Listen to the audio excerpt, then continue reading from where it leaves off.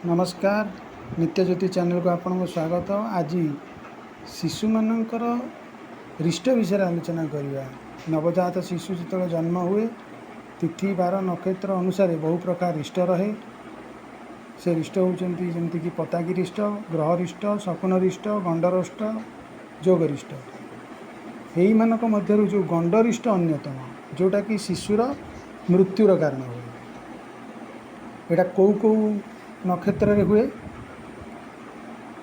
अश्विनी, मघा, मूला नक्षत्र मानकर आद्य तीन गंड, ज्येष्ठा, अश्लेषा नक्षत्र शेष 5 दंड को गंड मुहूर्त हिसाब से गणना करा जाए। टिके डीपली देखिले मूला नक्षत्र और ज्येष्ठा नक्षत्र बिछा धनु पाखे जो अच्छे बिछार लास्ट मूला नक्षत्र, ज्येष्ठा नक्षत्र, धनुर आरंभ मूला नक्षत्र। ये मानकर गंड दंड मानक दिवा भाग माने दिन कौन राति कौन पचरे बुझे। मघा अश्लेषा नक्षत्र जोटा कर्कट सिंह पाखे जो जॉइंट है, मघा और अश्लेषा नक्षत्र गंडदंड मानकर प्रभाव रात्रि काल।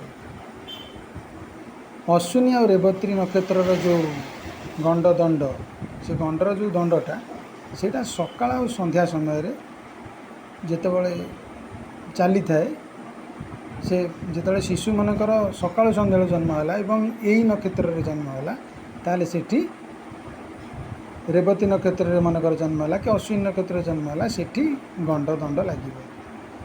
संध्या समय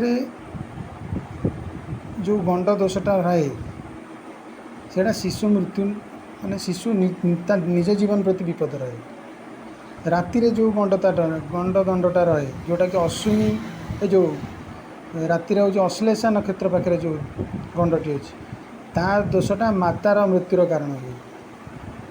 आ दिवा गंड दोष जोटा मिछा पाखे अच्छी सेटा पिता मृत्युर कारण होता है। से संध्या समय रे जो शिशु जन्म है जदि से दोष लगे तो से निजे मृत्युवरण करे। से रोगाक्रांत हो कि जेकोसी प्रकार हो है। ये किंतु ये दोष थाई बैशाख, श्रावण, माघ, फाल्गुन कि षष्ठी, प्रतिपदा, द्वादशी, नवमी तथा अमावास्या तिथि रे जदि कौन सी पिला जन्म है ताले से समय से बहुत अशुभ फल तक हुए है।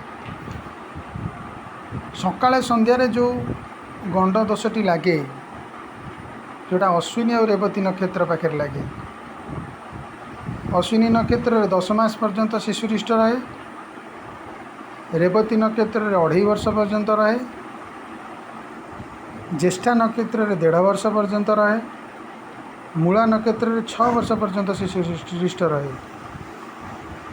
अश्लेषा नक्षत्र वर्षे पर्यंत रहे, मघा नक्षत्र 4 वर्ष पर्यंत रहे। ये जो शिशु रिष्ट रहे आर प्रतिकार बहुत अच्छी शास्त्र अनुसार ही अच्छी। से शास्त्र अनुसार सहस्राक्ष मंत्र रे जदि सकाळे संध्या बेले पिला सकाळे किंबा संध्या बेले पिला जन्म होइछि ताले सकाळे संध्या बेले पिला हेले केवल पिला को दोष लागिवो। दिवा हेले दिन रे पिला जन्म हेले पिता को दोष लगे। संध्यारे शिशु जन्म हेले राति शिशु जन्म हेले माता पे विपद आने।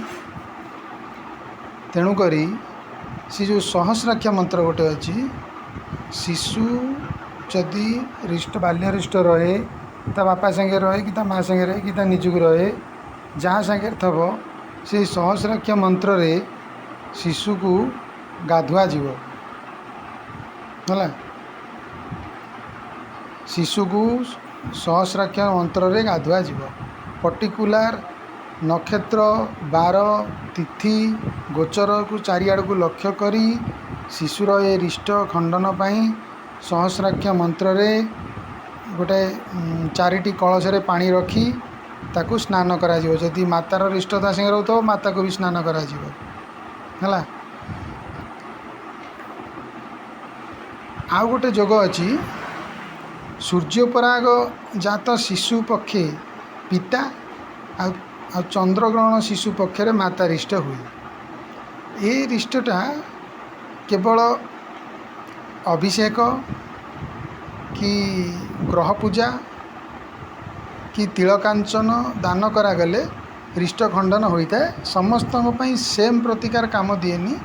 ଗ୍ରହ ନକ୍ଷତ୍ର ଗୋଚରକୁ ଲକ୍ଷ୍ୟ କରି ଯେଉଁ ପ୍ରତିକାର ମାନେ ମନୀଷୀମାନେ ବାହାର କରିବେ ବା ଜ୍ୟୋତିଷମାନେ ବାହାର କରିବେ ସେଇ ହିସାବରେ ପ୍ରତିକାର କଲେ ଉପଯୁକ୍ତ ଫଳ ପାଇବେ। ଧନ୍ୟବାଦ।